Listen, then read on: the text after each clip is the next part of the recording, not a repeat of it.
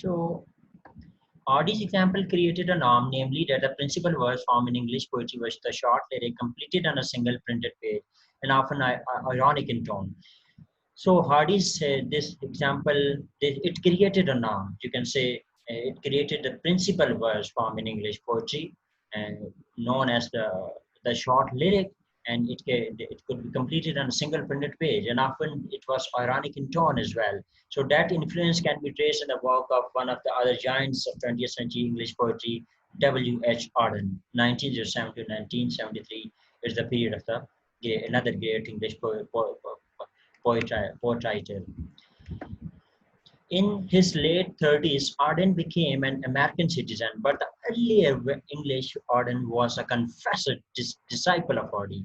So in his late 30s, he went to America and he became the citizen of America, right? But in the earlier years of his life, he was a confessed disciple, confessed, you can say, student of Hardy, right? With an, of course, a mixture of his own original styles derive in part from Freud and from the alternative modernist tradition. Of course, he was disciple of Hardy, but also he produced some original styles, right? And those original styles were derived from Freud and from the alternative modern tradition as well. Thanks to the popular tradition film Four Weddings and a Funeral, Arden has most recently been renowned for his elegy Funeral Blues. So uh, because of this popular British film, Four Weddings and a Funeral, right? Aden actually has been renowned. So he got fame for his elegy, Funeral Blues. In the first stanza, note the architecture of Arden's verse and recall Hardy's obsession with form.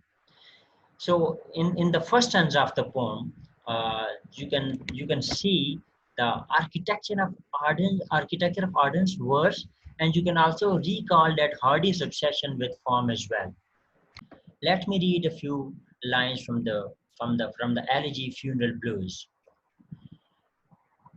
Stop all the clocks, cut off the telephone, prevent the dog from barking with a juicy bone, silence the pianos and with muffled drum, bring out the coffin, let the mourners come.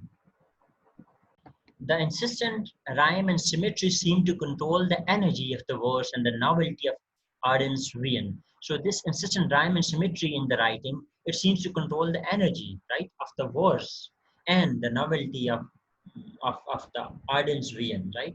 So this rhyme and symmetry in the poem, or in the lines, or in the verses which I narrated here, it shows that it controls the energy of the verse, and it controls the novelty of Arden's vein, despite this surreal juxtaposition that is phone, juicy bones, drums, and coffins, which I spoke, which while narrating the lines.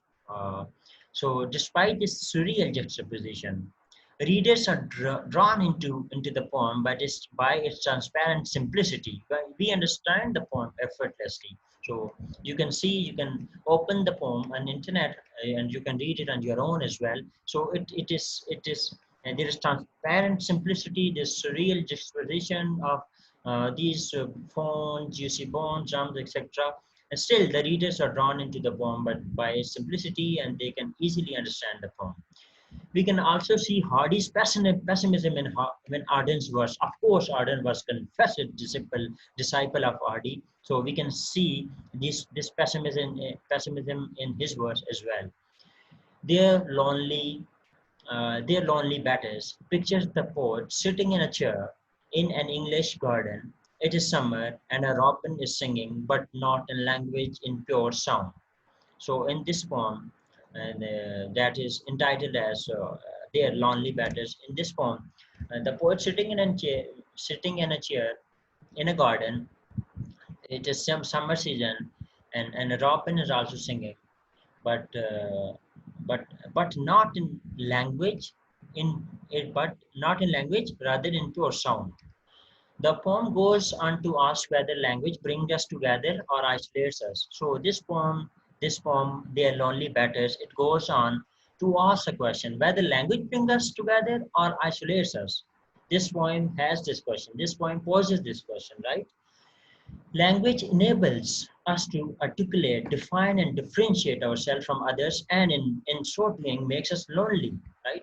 So, language, of course, helps us in so many things. Like it enables us to articulate, to define and differentiate ourselves from others.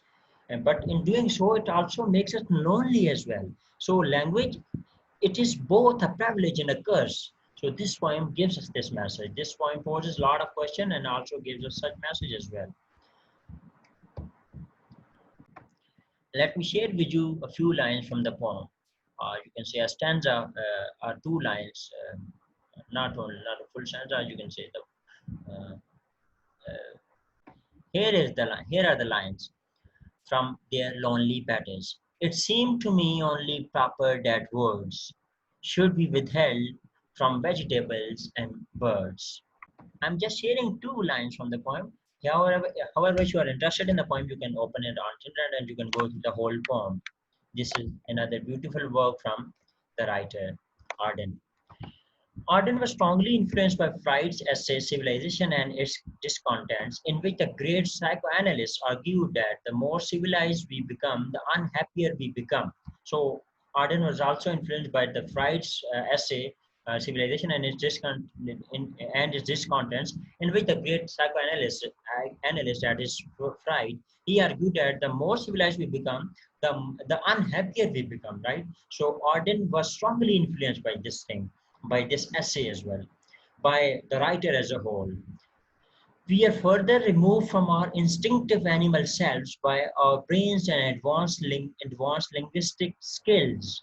So he, the psychoanalyst, that is right, was of the view that the more civilized we become, the unhappier we become, and we become further removed from our instinctive animal selves when we become more civilized, and we also further we are also further removed from our brains and advanced linguistic skills, right, when we become more civilized.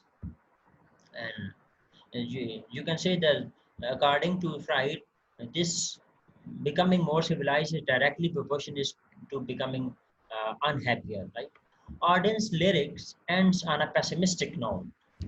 The birds with long song, not language or not just happier, but more blessed by God. So Arden's lyrics on his poem ends on a pessimistic note, not optimistic one. He is of the view that these birds and their songs, not language. Of course, birds do not have language, but they have sound. They produce sounds. So according to Arden, they are not just happier. They are more blessed by God. So another writer, another disciple, or another greatest disciple of Hardy is Philip Larkin, and we will discuss Philip Larkin along with T.S. Eliot as a modernist in the next lecture. This is the end of today's lecture. If you have any question, please do ask. Thank you very much for watching.